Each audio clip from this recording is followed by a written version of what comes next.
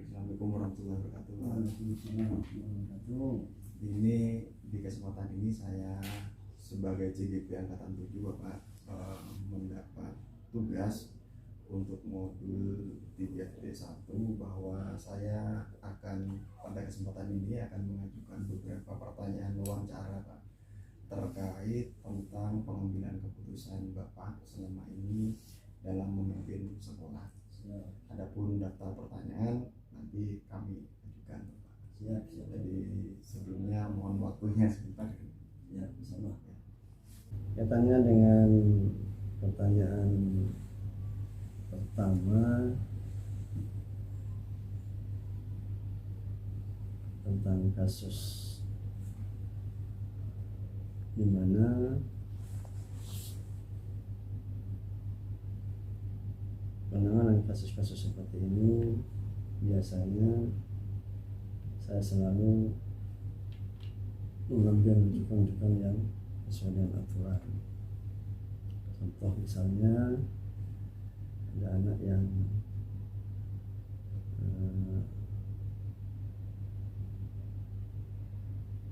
mau dikeluarkan dari sekolah gara-gara data fakta yang ada dari laporan BK guru di kelas. Anak ini jarang mengikuti kegiatan ujian atau ulangan misalnya, tapi anaknya aktif masuk ke sekolah. Dari data hasil kegiatan harian ujian misalnya ulangan harian dan ujian yang tidak ada. Satu sisi orang tuanya mendukung anaknya, sisi lain kita berdasarkan fakta yang ada di sekolah kita, anaknya seperti ini, maka orang tua kita panggil dan dudukkan bersama, kemudian kita sarankan untuk pindah ke tempat lain. Karena pasti dari pembinaan sudah dilakukan berkali-kali oleh BK maupun wali kelasnya, ternyata ini masih juga tidak mau berubah. Ya, saya selaku pimpinan mengambil keputusan untuk dipindahkan, bukan dikeluarkan.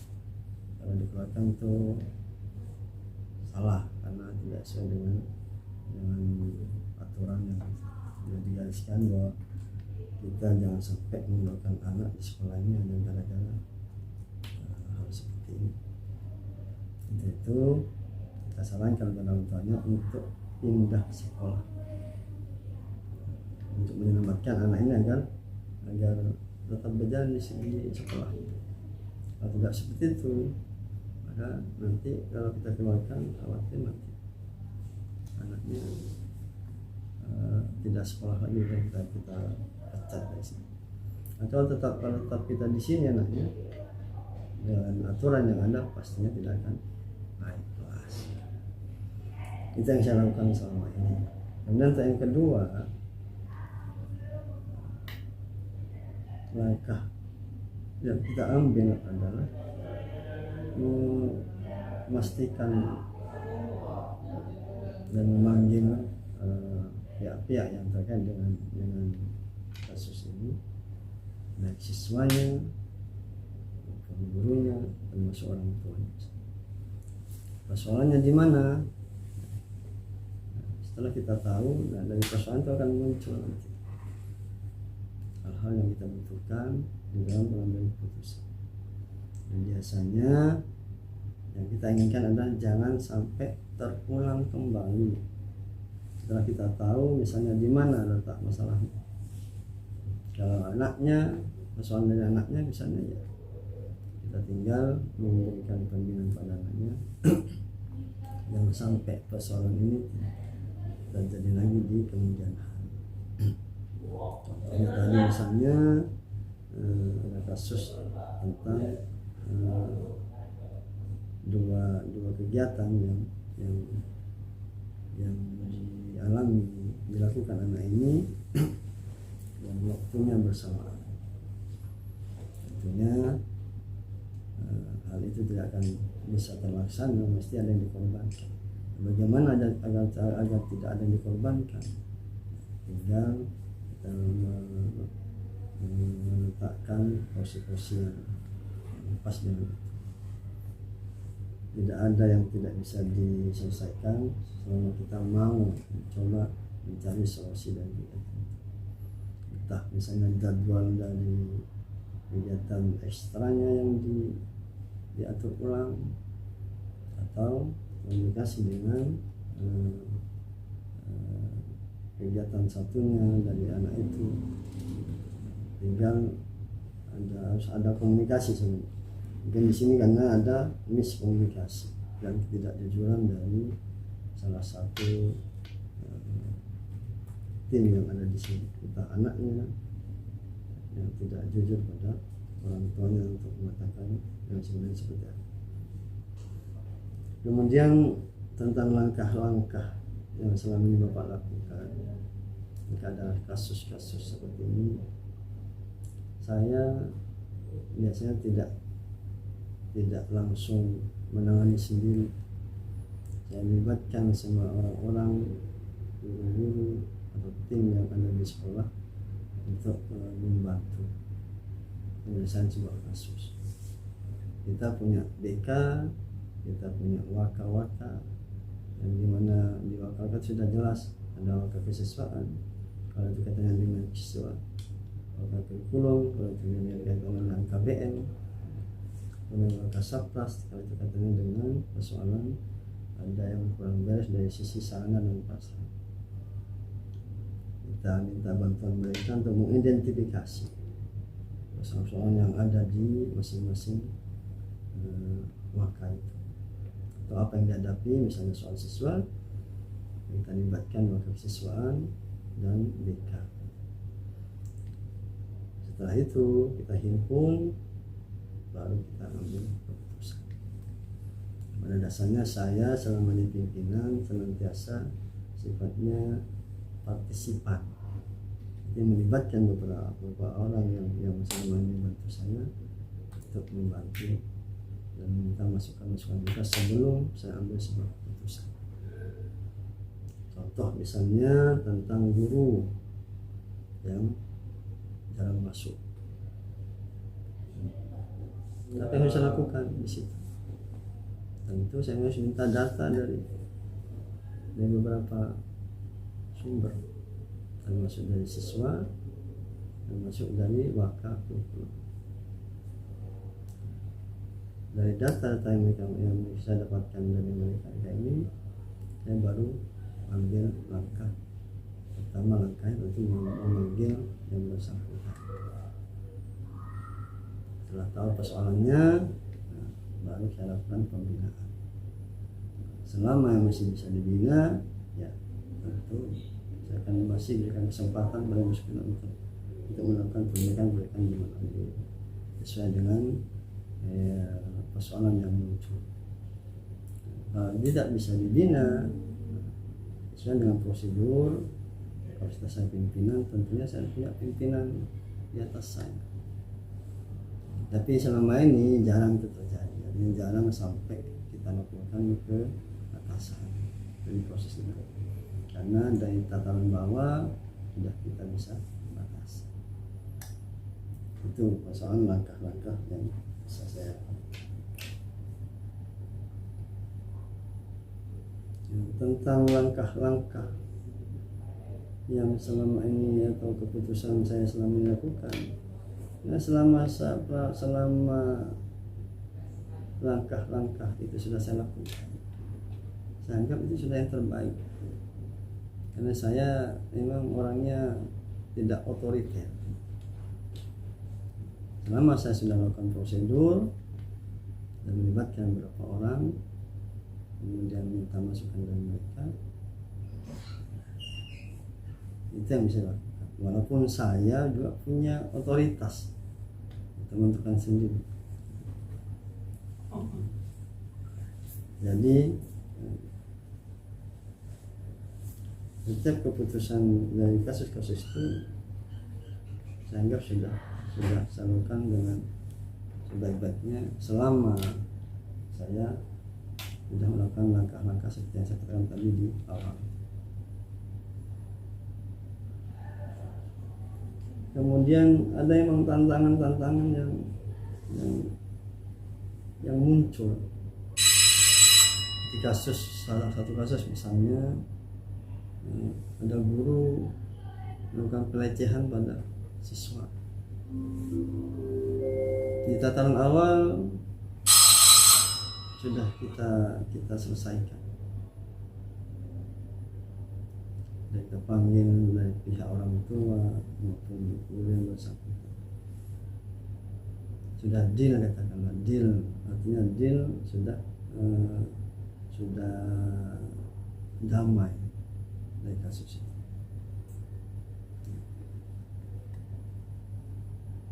Tapi ada tantangan yang memang agak sulit kita hindari jika sudah melibatkan pihak ketiga. Ini yang agak sulit. Sulitnya karena sudah pihak ketiga ini ada kepentingan lain sudah, sehingga ini pun akan terjadi nanti di mana-mana pun akan terjadi. Makanya selama kita mampu menyelesaikan persoalan di sekolah sebisa mungkin, jangan sampai itu keluar dari lingkungan sekolah persoalan itu atau kasus itu. Ini yang penting. Karena Bapak pernah pengalaman kemarin itu kasus yang sebenarnya mungkin ya dari siswa sendiri yang memancing sehingga guru ini berlaku seperti yang dikatakan tadi, dianggap pelecehan, padahal sebenarnya ada pancingan. Ada namanya manusia juga, guru juga manusia, kadang lepas kontrol kalau sudah dipaksa-paksa. Kasus ini ada terjadi pada saya, hanya sayang selesai sudah ditatakan bahwa ini muncul lagi karena ada pihak ketiga yang saya katakan tadi. Sehingga nanti diharapkan teman-teman penggerak yang terlibat dalam kepala sekolah ini berusaha sebisa mungkin jangan sampai keluar, tidak ada kasus-kasus tersebut. Tangani dengan seksama, libatkan semua stakeholder yang bisa dilibatkan, Waka, BK maupun orang tua masing-masing.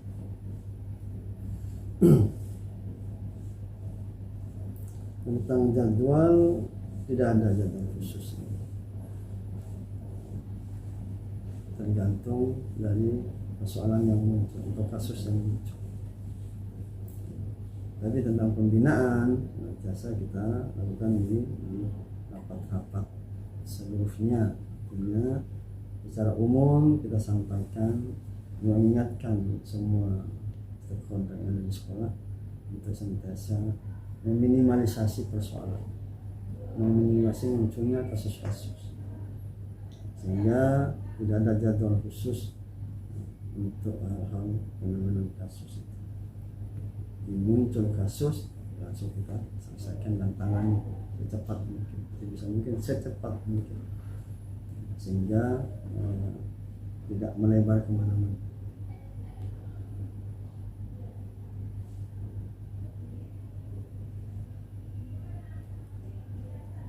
Tentang faktor-faktor yang membantu Bapak untuk mudah dalam pengambilan keputusan, ya itu tadi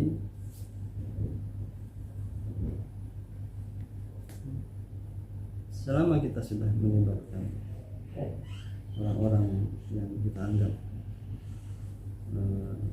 ada hubungannya dengan persoalan itu sudah jalan yang terbaik.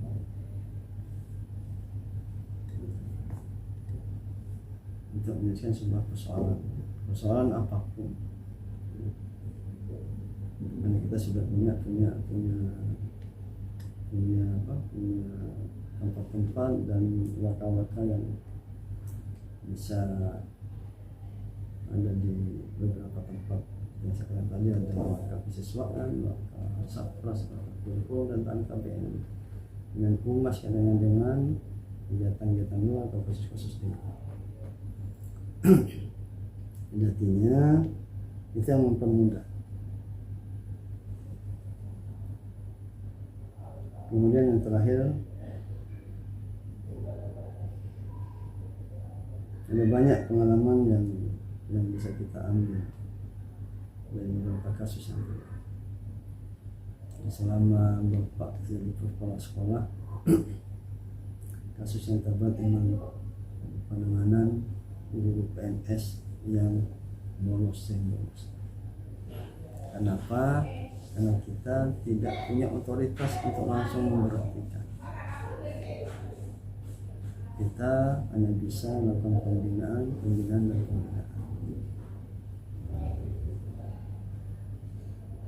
Nah, kalau sudah tidak bisa dibina, ini yang kadang membutuhkan energi yang luar biasa. Satu sisi ada nilai kemanusiaan yang kita pikirkan. Sisi yang lain, kita juga memikirkan anak yang sebenarnya ditinggal kemana-mana tidak ngajar.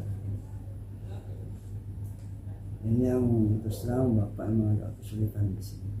Jujur saya sampaikan, karena Bapak memang orangnya mudah, artinya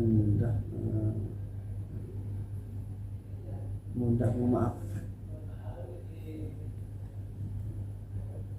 Tapi yang penting saya sudah lakukan tugas pembinaan. Panggil terus, nggak masuk, kita upayakan telepon. Pada ending akhirnya nanti ya teman-teman juga yang mendorong. Mungkin kasus yang keputusan yang terakhir yang pernah saya ambil adalah memutasikan, meminta pada atasan kita untuk memutasikan ke tempat, tapi tidak dilaporkan. Jadi kita usulkan untuk dimutasikan di tempat kita ini. Alhamdulillah itu yang berjalan selama saya di kepala sekolah. Itu pertama kali yang saya lakukan. Walaupun memang ada tantangan, ada perlawanan yang bersangkutan, tapi karena keputusan sudah jatuh, kita bisa ada kekuatan. Saya kira itu yang bisa saya berikan teman-teman. Saya berharap apa yang saya sampaikan ini hanya sebuah pengalaman dari saya selama ini dan menjadi kepala sekolah di 2 tempat dan 3 tempat yang sekarang ini. Tentunya orang satu sama lain, atau orang satu dengan lain tidak akan sama, tergantung sikonnya, situasinya, juga tergantung dukungan yang ada di sekitar kita. Saya yakin selama kita berkolaborasi dan senantiasa ada komunikasi yang baik di antara sesama teman di lingkungan kita, insya Allah tidak bisa diselesaikan. Sesulit apapun persoalan, insya Allah selama kita ada komunikasi yang terjalin dengan baik di antara kita, insya Allah semuanya akan berjalan dengan baik. Itu saja. Terima kasih. Mudah-mudahan teman-teman calon-calon guru penggerak ini akan sukses, lancar semua tugas-tugasnya. Assalamualaikum warahmatullahi wabarakatuh. Alhamdulillah, terima kasih Bapak atas waktunya nanti jawaban yang sudah Bapak sampaikan ke saya itu akan menjadi bahan analisis dari materi di modul 3.1 yang akan saya olah juga menjadi setoran tugas saya untuk JGP Angkatan 7 Bapak. Terima kasih Bapak atas waktunya. Sama harapan Bapak semoga yang saya sampaikan itu menjadi salah satu pengalaman dan tentunya juga itu yang Bapak alami dan saya yakin mudah-mudahan nanti Pak Ivan dan Kepala Sekolah akan lebih baik dari itu. Amin. Semoga juga semua lancar, tugas-tugas yang dibebankan. Insyaallah. Sukses selalu. Terima kasih Bapak. Mohon pamit.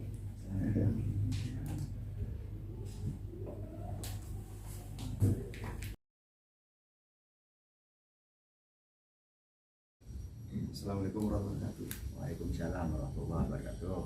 Pak Karman, saya dari SMA 1 Sumeneb, JGP Angkatan 7. Kedatangan saya ke SMA 2 Sumeneb kali ini, kami punya tugas Pak untuk mewawancarai beberapa orang kepala sekolah, dan kebetulan kami memilih Pak Karman selaku mantan kepala sekolah di SMA kami juga. Wawancara ini untuk menanyakan beberapa hal terkait tentang proses kepemimpinan Bapak selama menjadi kepala sekolah dalam hal pengambilan keputusan dan kebijakan sekolah Bapak. Seperti itu Bapak, mungkin pengantarnya. Jadi selama ini bagaimana Bapak dapat mengidentifikasi kasus-kasus yang merupakan dilema etika atau ujian moral selama menjadi kepala sekolah? Terima kasih sebelumnya, karena ini masih suasana bulan Ramadan, saya mengucapkan selamat menunaikan ibadah puasa hari yang ke-22. Semoga tetap semangat calon guru penggerak angkatan yang ke-7 ya. Kemudian selanjutnya saya ucapkan terima kasih yang telah berkenan hadir Bapak Ibu guru SMA Negeri 1 Sumeneb yang pernah saya pimpin selama 2 tahun setengah. Setelah itu saya tinggal ke SMA Negeri 2 Sumeneb ya, hanya berpisah tempat tapi komunikasi hati tetap berlanjut. Memang antara kebijakan dan keputusan itu memiliki makna yang berbeda ya. Dan setiap pimpinan, jadi pimpinan itu tidak harus di institusi menurut saya, tidak harus di lembaga, tidak harus di satuan. Dalam rumah tangga, ibu bapak itu sebenarnya adalah sebagai seorang pimpinan. Tentu akan muncul sebuah kasus permasalahan yang di situ tentu butuh adanya sebuah kebijakan dan keputusan sebagai orang tua. Tetapi karena saya selaku kepala sekolah, seorang manajerial, seorang pemimpin, tentu selama berjalannya kepemimpinan saya semenjak saya jadi kepala sekolah, yang namanya irama itu pasang surut. Dalam artian permasalahan itu muncul, suasana kadang tenang, suasana kadang tidak tenang seperti ombak. Nah, dikala muncul suatu permasalahan, tentu di situ butuh adanya suatu keputusan atau kebijakan dari seorang pimpinan. Nah, perlu kita pahami bahwa ya, ada kebijakan yang tidak perlu membutuhkan musyawarah dengan pihak lain. Ada kebijakan itu haknya kepala sekolah. Nah, jadi keputusan yang kita ambil tergantung duduk permasalahannya, ya, tergantung duduk permasalahan. Kalau duduk permasalahan itu tidak perlu adanya musyawarah dengan pihak yang lain, maka disitulah hak otonom kepala sekolah mengambil sebuah keputusan. Dan upayakan kebijakan atau kebutuhan yang kita ambil tentu harus menghasilkan sebuah keputusan yang bermanfaat untuk orang lain dan dirinya sendiri. Terima kasih Pak Karman. Untuk pertanyaan kedua ini Pak, selama ini bagaimana Bapak menjalankan pengambilan keputusan di sekolah Bapak, terutama untuk kasus-kasus di mana ada dua kepentingan yang sama-sama benar Oke. atau sama-sama mengandung nilai kebajikan, sama-sama benarnya gimana Pak? Jadi kalau ada kasus yang sama-sama memiliki kepentingan yang sama dan bermanfaat, kalau saya selagi memungkinkan maka kedua-duanya itu akan saya ambil, karena semuanya kedua-duanya itu sama-sama bermanfaat. Akan tetapi semuanya tergantung kepada situasi dan kondisi. Dari yang baik tentu di situ ada yang terbaik, ya. Tapi kalau menurut saya, kalau kedua-duanya itu adalah merupakan sesuatu hal yang terbaik, kalau saya kedua-duanya akan saya ambil. Yang penting itu bermanfaat pada orang lain. Gitu. Pertanyaan ketiga Pak, langkah-langkah atau prosedur seperti apa yang Bapak lakukan selama ini untuk kasus yang seperti ini, seperti tadi Pak? Oke. Sebagaimana yang saya sampaikan tadi, memang dalam mengambil keputusan terkadang ada keputusan itu yang tidak perlu membutuhkan musyawarah, melibatkan orang lain. Tetapi ada keputusan yang hanya diambil keputusan hanyalah hak kepala sekolah. Nah, kembali kepada yang tadi, saya rasa permasalahan yang tadi yang kedua-duanya sama bermanfaat, menurut saya tanpa harus melibatkan pada orang-orang lain, tapi melibatkan pada pihak yang terkait lebih bagus, karena kedua-duanya sama bermanfaat. Dan itu kalau bisa dilaksanakan itu memungkinkan, saya rasa tidak terlalu lama prosesnya saya mengambil sebuah keputusan. Terima kasih Bapak. Untuk pertanyaan yang keempat Bapak, hal-hal apa saja yang selama ini Bapak anggap efektif dalam pengambilan keputusan pada kasus-kasus dilema etika atau yang kasus yang sama-sama benar tadi Bapak, yang dianggap efektif itu gimana Pak? Yang efektif ya, maksud saya kedua-duanya yang sekiranya efektif, begitu lah maksudnya. Hal-hal apa saja yang selama ini Bapak anggap efektif dalam pengambilan keputusan pada kasus dilema etika, pada kasus-kasus yang sama-sama benar? Oke, ya. Kasus sama-sama benar yang paling efektif itu memang segala sesuatunya itu kalau bisa kita mengedepankan asas musyawarah. Tentu di situ perlu adanya masukan. Ya paling tidaklah kita memanggil para wakasek, kita rembuk, minta pendapat, barulah di situ kepala sekolah mengambil sebuah keputusan. Jadi dalam mengambil sebuah keputusan itu memang menurut saya itu lebih enak kita mengedepankan asas musyawarah dengan pihak-pihak yang terkait, tapi tidak selamanya keputusan itu harus melibatkan pada pihak-pihak yang terkait. Juga ada hak otonom kepala sekolah. Terima kasih Bapak. Berikutnya, hal-hal apa saja yang selama ini merupakan tantangan dalam pengambilan keputusan pada kasus-kasus dilema? Tantangannya ya, dalam menentukan yang benar sama-sama benar ini Pak. Kasus yang selalu saya alami semenjak saya jadi kepala sekolah ya. Tantangan itu yang selalu terjadi itu bila mana kasus itu sudah menabrak aturan atau itu tantangan yang paling berat bagi saya. Sehingga kalau kasus atau aturan yang sudah menabrak aturan ya, kasus yang sudah menabrak aturan ya, dan hukum dan kode etik, tentu di situ penyelesaiannya harus mengacu kepada aturan. Nah di situ tantangan yang paling berat. Insya Allah semuanya akan dapat terselesaikan, tapi bagaimanapun kita harus merujuk kepada aturan yang telah ada. Baik Pak, cukup jelas. Untuk yang pertanyaan ke-6 Pak, apakah Bapak memiliki sebuah tata kala atau jadwal tertentu dalam sebuah penyelesaian kasus dilema etika? Apakah Bapak langsung menyelesaikan di tempat atau memiliki sebuah jadwal untuk menyelesaikannya? bentuk atau prosedur seperti apa yang Bapak jalankan selama ini? Apa satu? Kalau saya pribadi menyikapi suatu permasalahan lebih cepat lebih bagus. Jadi tanpa harus terjadwal tanggal sekian tidak, lebih cepat lebih bagus. Hingga ada sebuah ungkapan gitu. Lebih bagus kita menyimpan tenaga daripada harus menyimpan kerja.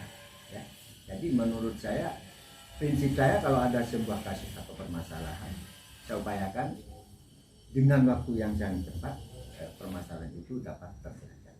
Tapi walaupun dengan waktu yang cepat, tapi keputusan itu harus menyelesaikan sebuah kebijakan atau keputusan yang betul-betul yang bermanfaat bagi kita semuanya. Ya. Lebih cepat gitu. Iya. Baik. Kalau kita menjadwal tanggal sekian jam sekian, wah tentu lama. Jadi prinsip saya lebih cepat lebih bagus. Terima kasih Bapak. Untuk pertanyaan ke-7, adakah seseorang atau faktor-faktor apa saja yang selama ini mempermudah atau membantu Bapak dalam pengambilan keputusan di kasus-kasus dilema etika? Oke. Orang atau faktor-faktor tertentu Yang membantu. yang membantu Oh, Bapak? membantu. Tentu adalah ya. Kita hidup itu bukan di hutan. Tapi kita hidup bukan di hutan, tentu hidup bukan di hutan lah istilah. Tentu di situ banyak orang. Ya. Dalam suatu permasalahan itu tentu tidak akan dibebani oleh diri saya sendiri. Tentu ada pihak-pihak yang bisa membantu dalam menyelesaikan permasalahan. Jadi kesimpulannya ada pihak-pihak orang lain atau pihak-pihak yang terkait membantu dalam menyelesaikan suatu permasalahan. Ada. Situasi mungkin juga. Bisa situasi, faktor finansial atau manajerial yang lain. Saya rasa kalau situasi enggak lah, tapi sumbangan pemikiran yang saya butuhkan. Iya, sumbangan pemikiran yang perlu saya butuhkan. Ya, begitu. Pertanyaan yang terakhir, Pak. Oke. Dari semua hal yang telah disampaikan, pembelajaran apa yang dapat Bapak petik dari pengalaman Bapak dalam mengambil keputusan di kasus-kasus dilema etika? Memang ilmu itu diperoleh terkadang dari buku, sesuatu hal yang tertulis. Terkadang ilmu itu kita peroleh dari berdasarkan pengalaman. Nah, manfaat yang kita peroleh dari kasus-kasus atau permasalahan yang kita sikapi, yang pertama, dengan adanya menyelesaikan sebuah kasus itu, tentu dengan sendirinya itu ilmu akan datang pada diri kita sendiri. Oh, ternyata menyikapi permasalahan seperti itu ilmunya seperti ini, tanpa harus membaca. Ya. Yang kedua, ya pengalaman. Itu yang kita punya. Jadi ilmu dan pengalaman itulah yang kita peroleh di dalam menyelesaikan suatu permasalahan. Baik Pak, saya kira 8 butir pertanyaan yang dititipkan ke kami oleh program Guru Penggerak ini sudah terjawab semua oleh Pak Karman. Dan untuk yang terakhir kali, tentu saja kami pada kesempatan ini mengucapkan banyak terima kasih atas pengalaman dan pembelajaran yang diberikan oleh Pak Karman sebagai bekal kami kelak jika mungkin pada saatnya kami ditunjuk untuk menjadi pemimpin di sekolah. Sebuah pembelajaran dan pengalaman yang cukup berharga bagi kami sebagai bekal. Sekali lagi terima kasih Bapak, mohon maaf kami merepotkan, dan atas perkenan waktu Bapak sekali lagi kami ucapkan terima kasih Bapak. Oke, terima kasih pesan dan besannya kepada teman-teman calon guru penggerak. Berdasarkan regulasi yang ada, ya, syarat guru penggerak itu adalah dijadikan salah satu syarat untuk menjadi seorang pengawas atau menjadi kepala sekolah. Ya. Jadi nanti kalau misalnya, insya Allah Bapak Rohman, Bapak Irfan, dan Ibu Aisyah kalau ditakdirkan nanti akan jadi seorang pemimpin atau pengawas atau kepala sekolah, tentu tidak akan lepas dari yang namanya permasalahan-permasalahan yang pernah disampaikan oleh Bapak Irfan kepada saya. Pada intinya kita harus bijak dan mempergunakan dengan hati dan pikiran yang jernih dalam mengambil suatu kebijakan. Intinya keputusan dan kebijakan itu kita ambil pertimbangkan manfaat dengan mudarat. Kalau misalnya lebih bermanfaat langsung kita ambil. Tapi kalau misalnya sekiranya muncul mudarat, jangan dilanjut kebijakan. Kita mencari solusi-solusi yang lain. Oke, terima kasih. Semoga sukses dalam pelaksanaan proses calon guru penggerak. Kalau ada pendataan, permintaan mau jadi kepala sekolah atau pengawas, nggak usah segan-segan, langsung contreng yang dia sukai, ya.